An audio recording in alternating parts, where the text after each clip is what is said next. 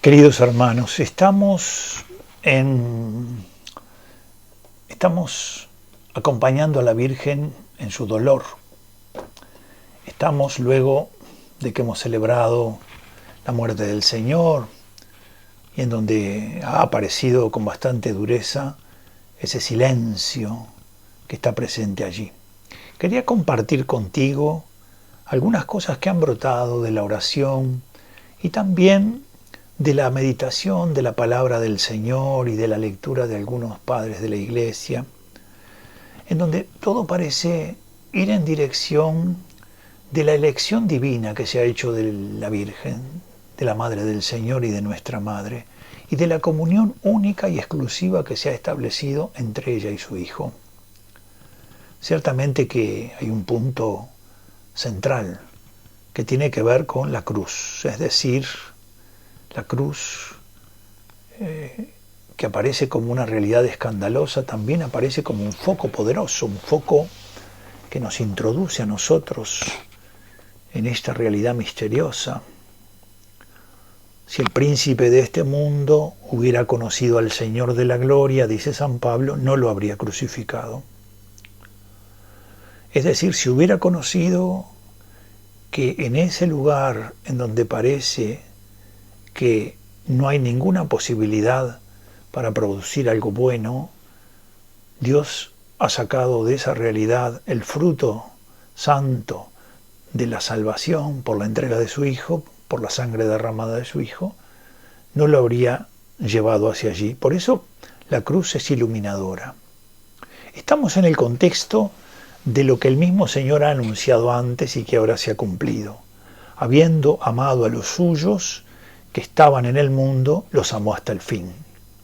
Estamos en ese contexto, es decir, el momento en que experimentamos y vivimos el amor hasta el extremo, el amor hasta el fin, el amor con todas las consecuencias que tiene amar así.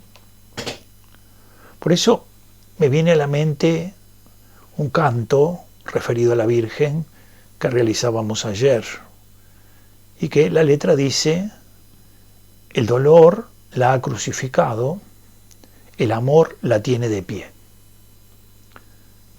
Hay una conjunción nueva que tiene su origen en este corazón nuevo. El corazón de la Virgen es uno de esos corazones nuevos que hace posible esto. ¿Cómo concluye, cómo sigue el canto, Quédate de pie junto a Jesús. Sufrimiento, dolor y amor, y esta invitación. Recordemos algo de la muerte del Señor. Preguntémonos, por ejemplo, si esta es una muerte convencional. ¿Es una muerte más? ¿Es la muerte de un hombre más? ¿Es la muerte de un hombre bueno, de un hombre justo? ¿Es la muerte, se ha desencadenado naturalmente por una cuestión biológica la muerte de esta persona? Y a esto es a los que estamos presenciando, lo que están presenciando los que estaban allí. Es una crucifixión más de esas que el Imperio Romano realizaba en Palestina en aquel tiempo. Todo se reduce a lo que se ve. Ahí lo que acontece es eso que se está viendo. Bueno, debemos decir que no, que la fe es la luz que debe irradiarse sobre este acontecimiento que nosotros vemos. El evangelista San Marcos, al manifestarnos esta hora de Jesús, este momento tan importante de Jesús, ha ido recogiendo las cosas que ocurren y la hora en que ocurren estas cosas.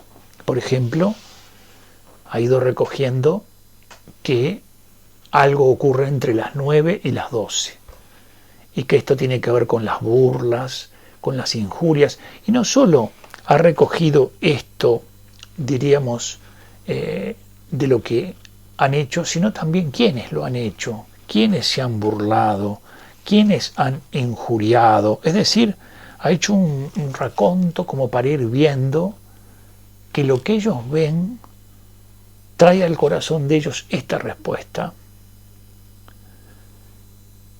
Y también nos manifiesta lo que ocurre entre las 12 y las 15. Es decir, el Señor ha estado crucificado 6 horas. Y aparecen como 2 momentos. Eso que ocurre entre las 9 y las 12, que tiene por protagonistas incluso a los que están crucificados con Él. Y lo que ocurre entre las 12 y las 15, en donde es cierto que hay alguna cosa también, pero lo central es ese anuncio de que se ha oscurecido, que la oscuridad ha tomado toda la tierra. Es decir, hay como una tiniebla, una oscuridad que ha avanzado tomando toda la tierra. Tinieblas y oscuridad en esa segunda parte son como lo central. Y en medio de esa realidad, aparece ese grito de Jesús, Elí, Elí, lema sabactani, Elí, Elí, lema sabactani. Es decir, en medio de esa realidad allí aparece lo que suponemos es el grito del Hijo en la cruz, que es la recitación del Salmo 22. Muchas veces los salmistas hablan de esta especie de oración como si fuera un clamor, ¿verdad? Un grito. Es cierto que en la angustia la oración se convierte en un grito. Es cierto. Pero también es cierto que el Salmo, que inicialmente comienza como invocando un auxilio que parece no aparecer, luego, a medida que avanza, manifestará claramente que, aunque siente estas cosas, sabe también ciertamente que ese a quien está llamando está presente. De allí que esa nube, esa realidad misteriosa, esa oscuridad, a veces en la Escritura es acción del mal, pero a veces también es presencia de Dios. Por eso, la iglesia de Getsemaní, esa que se ha construido allí en el huerto de los olivos, los que la construyeron querían manifestar en esa construcción una realidad pesada, densa, firme. De allí que la hora de Jesús, algo de esa hora de Jesús, debía estar plasmada en esta realidad. Por eso, María es la que está de modo adecuado en la hora, porque está con una frecuencia adecuada, la frecuencia del dolor y del amor, la frecuencia del amor en el dolor.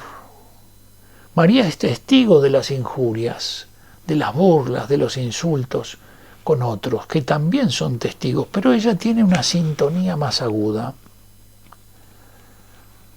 No solo comprende, sino que vive con Él. No solo comprende, sino que vive unida a Él. ¿Por qué? Por el misterio de esta comunión que se ha establecido única y singular entre el Hijo y la Madre.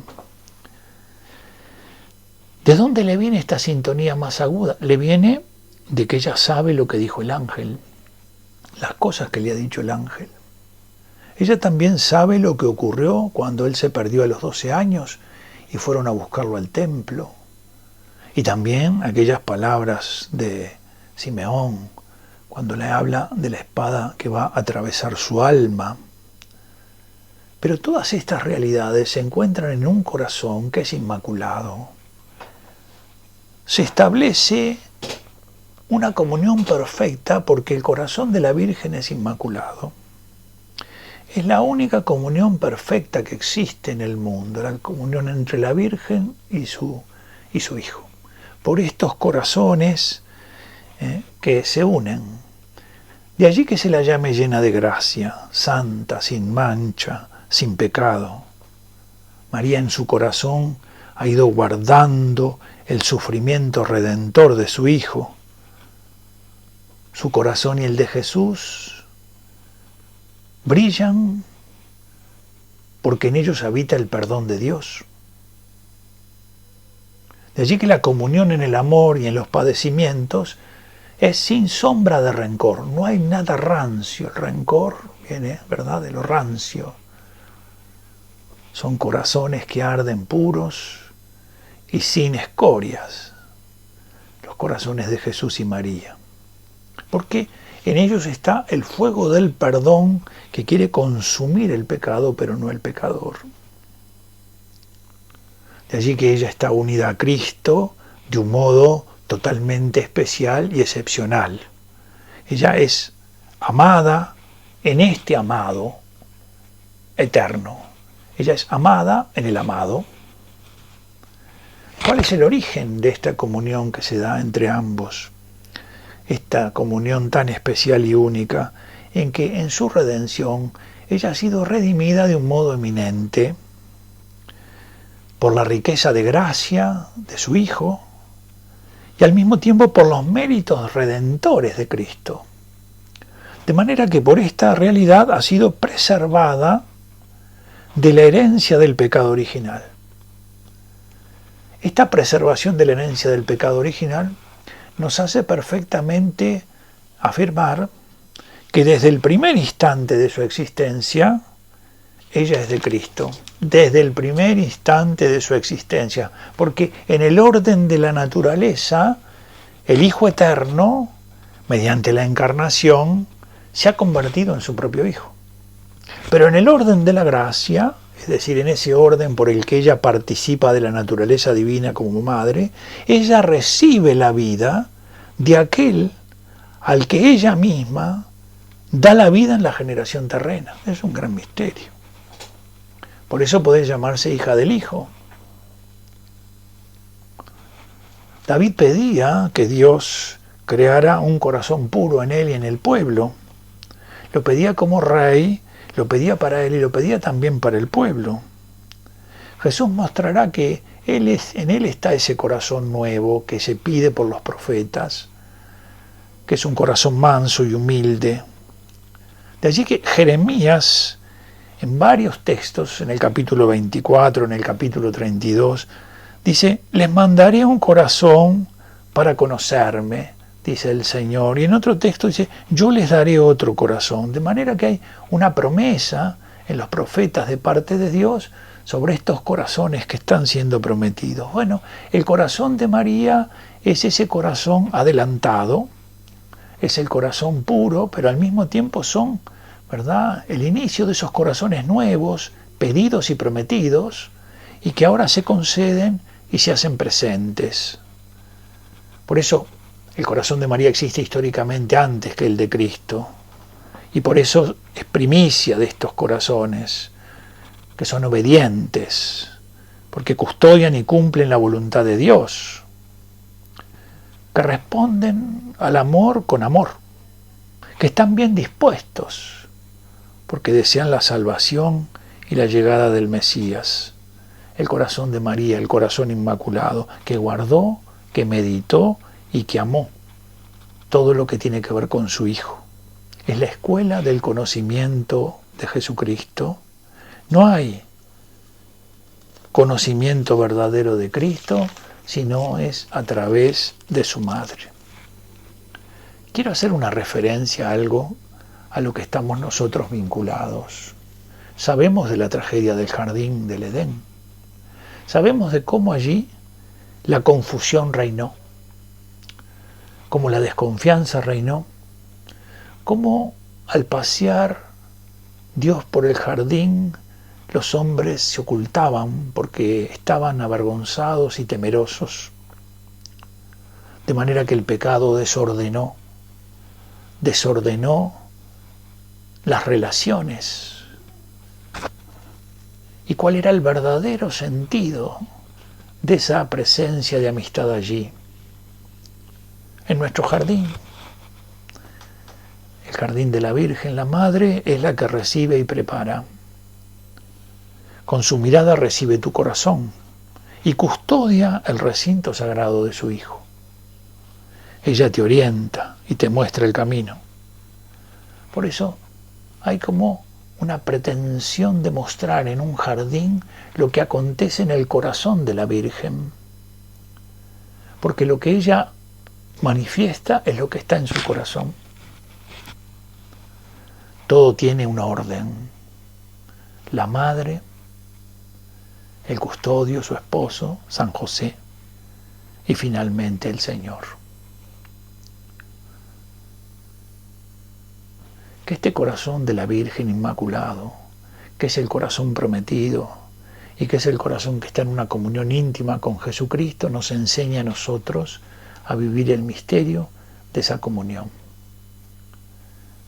Que este corazón pueda no buscar su propia gloria ni su propia honra, sino que la Virgen nos enseña en todo a glorificar a Dios que está en el cielo, a glorificar al Hijo y al Espíritu Santo y a dar gracias por las bendiciones que recibimos de conocerlos, de amarlos y de servirlos.